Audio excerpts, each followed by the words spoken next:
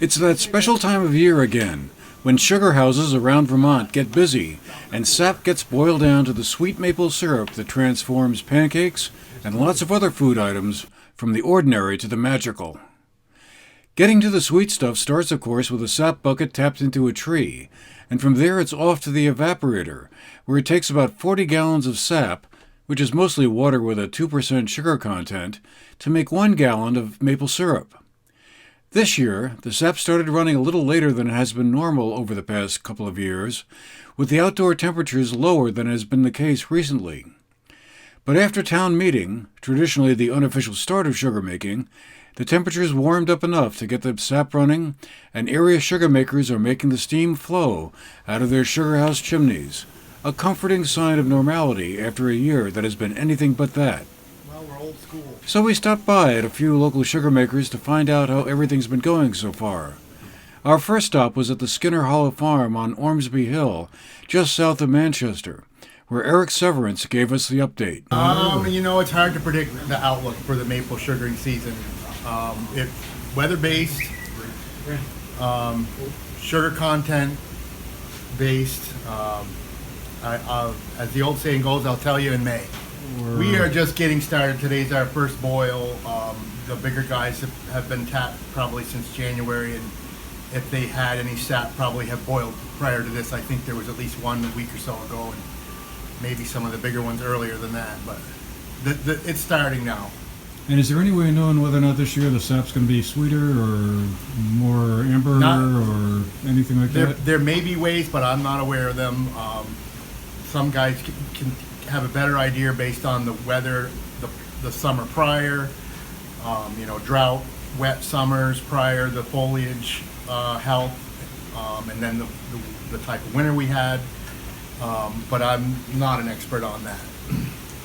So how long does it take for the evaporator here to do its job and put the sap into? That's another hard thing to put a number on.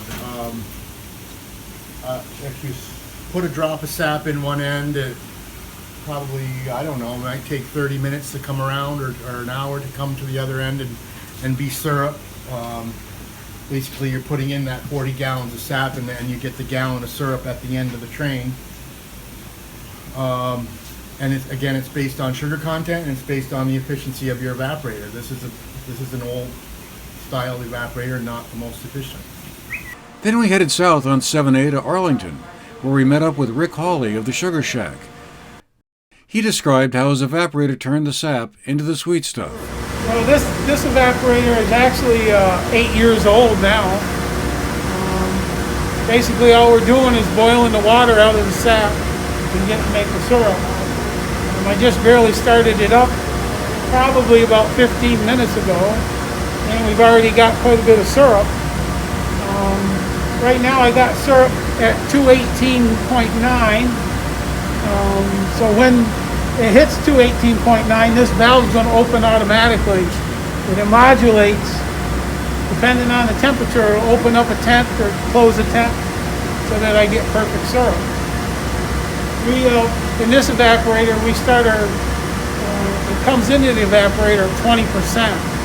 When it comes out of the tree, it's around 2%. We run it through our reverse osmosis out back, and then we take out that much water to concentrate it up to the 20%. So it comes in at 20.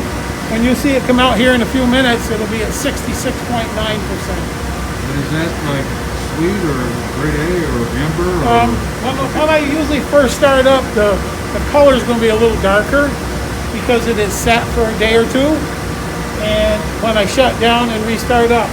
So once I get going here in about another half an hour, we'll probably be making borderline medium amber, or even what we used to call fancy, which now is called golden.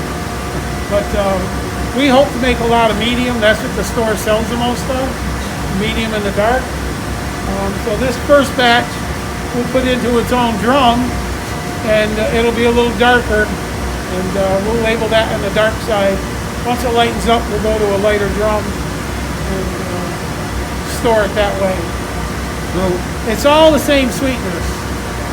It doesn't matter if it's golden, or very dark is still all 66.9% sugar. So that doesn't really matter on the color. The difference in the color is the darker it is, the more maple flavor that it has, and you'll tell yourself that it's not as sweet because it has that extra maple flavor. When it's lighter, it's still 66.9% sugar, but it doesn't have as much maple flavor, so you don't think it's as sweet, but it really is just the same. I tell people if you're going to sweeten your coffee or your tea, lemonade, whatever, use a lighter, because the same amount of sugar. If you're looking to get that maple flavor in your barbecue sauces or on your pork chops, on your salmon or whatever, then use a darker and you'll get that extra maple flavor. And you'll have all the same amount of sugar. After today, we probably will be around 800 gallons. After tomorrow, we'll have made about 800 gallons. So. Really good to know. Oh yeah, it'll come out. This machine, once I get her up to temperature and get going, I make about 50 gallons of syrup an hour. Vermont isn't the only state in the country that produces maple syrup, but it does produce the most of any state. Last year, more than 2.2 million gallons of maple syrup was made in Vermont. That's about half of the entire nation's production. Not too bad for the brave little state. For the GNAT-TV News Project, I'm Andrew McKeever.